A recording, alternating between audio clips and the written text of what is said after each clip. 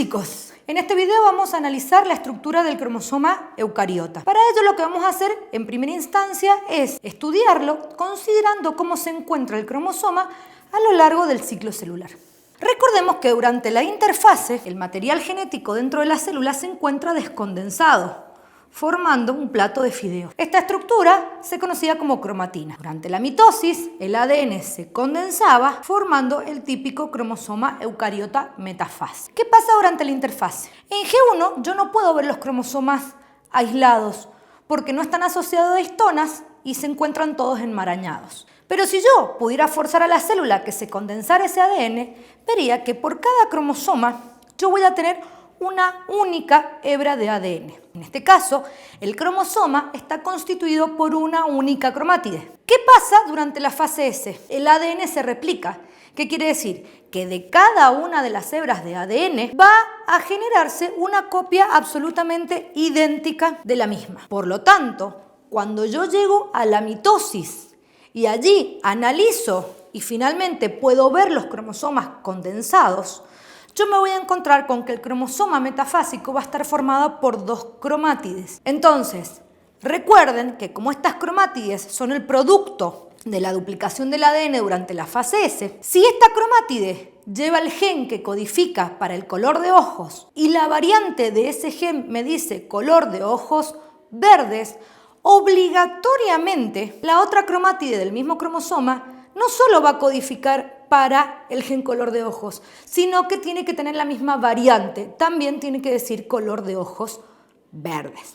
¿Cómo es la estructura de este cromosoma metafásico? Va a estar constituido por dos cromátides idénticas, hermanas, que van a estar unidos por una estructura conocida como centrómero, que es de heterocromatina. El centrómero va a determinar que el cromosoma genere dos brazos, un brazo conocido como brazo P y un brazo conocido como brazo Q. En función de la posición del centrómero, va a cambiar la longitud de cada brazo. Cuando la posición del centrómero está central y ambos brazos tienen aproximadamente la misma longitud, yo voy a hablar de un cromosoma metacéntrico. Si en cambio el centrómero se encuentra desplazado parcialmente hacia uno de los extremos, generando un brazo más cortito y un brazo más largo, este cromosoma va a ser clasificado como submetacéntrico. Finalmente, si el centrómero está tan desplazado que prácticamente no tengo brazo P y voy a tener porciones de heterocromatina conocida como satélites, en este caso el cromosoma recibe el nombre de acrocéntrico. Finalmente, para terminar entonces el análisis estructural de los cromosomas, vamos a observar que alrededor del centrómero se van a disponer una serie de proteínas formando una estructura conocida como cinetocoro. Esto es muy importante porque en esta estructura es donde van a insertarse las fibras cinetocóricas del uso mitótico, que van a permitir finalmente la separación de los cromosomas traccionando a partir de estas fibras durante la anafase de la división nuclear. Vista ya la estructura del cromosoma, podemos analizar cómo se encuentran los cromosomas desde el punto de vista de los tipos celulares. En la mayoría de los organismos que tienen reproducción sexual, vamos a ver que su ciclo vital va a presentar dos tipos diferenciados de células.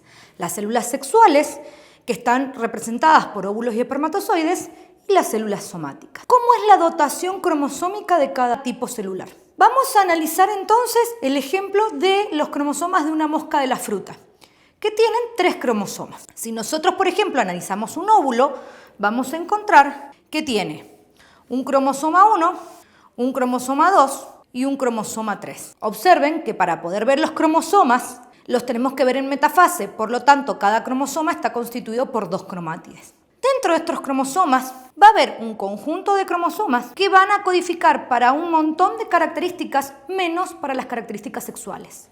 Estos cromosomas se conocen como cromosomas autosomas. Por otro lado, hay un cromosoma que va a codificar para las características sexuales. Por lo tanto, este cromosoma va a recibir el nombre de cromosoma sexual.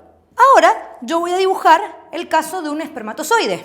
En el espermatozoide también voy a tener mis 2 cromosomas autosomas y voy a tener mi cromosoma sexual. ¿Qué pasa en el caso de los hombres? El cromosoma sexual puede ser de 2 tipos diferentes. Vamos a llamarle a este cromosoma X, o puede ocurrir que en vez de un cromosoma X, yo lo que tenga sea un cromosoma Y. Por lo tanto, en el caso de los machos, vamos a decir que son heterogaméticos, mientras que las hembras son homogaméticas, porque siempre van a tener únicamente cromosomas X. ¿Qué pasa durante la fecundación? Durante la fecundación se va a producir la unión de los óvulos con los espermatozoides.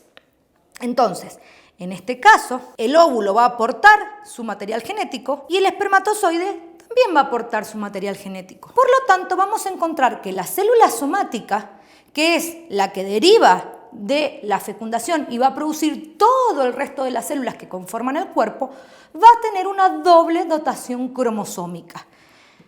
El óvulo va a ser su aporte, el espermatozoide va a ser su propio aporte. Entonces, fíjense que seguimos teniendo los cromosomas autosomas y el par sexual. Entonces, a cada par de cromosomas que se va a formar le vamos a dar el nombre de homólogos y obedece a esta doble dotación cromosómica aportada por la madre y el padre. Este es un par de homólogos, este es otro par de homólogos y este es un tercer par de homólogos. En el caso entonces de las células somáticas, donde el padre haya aportado un cromosoma Y, esta célula somática resultante va a dar origen a un macho. Mientras que, si en vez de aportar un cromosoma Y, lo que aportó el espermatozoide fue un cromosoma X, esta célula somática va a dar origen a una hembra.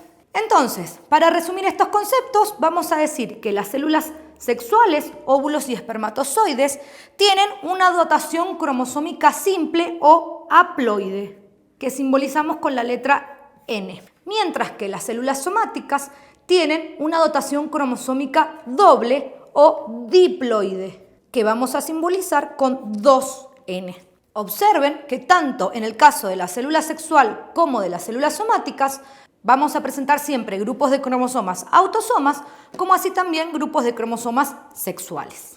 Para terminar, vamos a analizar el caso de un cariotipo humano. Nosotros tenemos 23 pares de cromosomas en nuestras células somáticas, mientras que nuestros óvulos o espermatozoides van a tener 23 cromosomas cada uno. Observemos que tenemos del par 1 al par 23. En el caso de la mujer, el par 23 va a ser XX. Si por el contrario es un hombre, el cariotipo va a estar representado por cromosomas XY, o uno o el otro. Estos son los cromosomas sexuales, determinan el sexo. El resto son los cromosomas somáticos que codifican para un montón de otras características. Para finalizar este video, les recuerdo que es muy importante que vean y revean y vuelvan a ver estos videos y leer todas las veces que sean necesarias hasta que estos conceptos queden claros.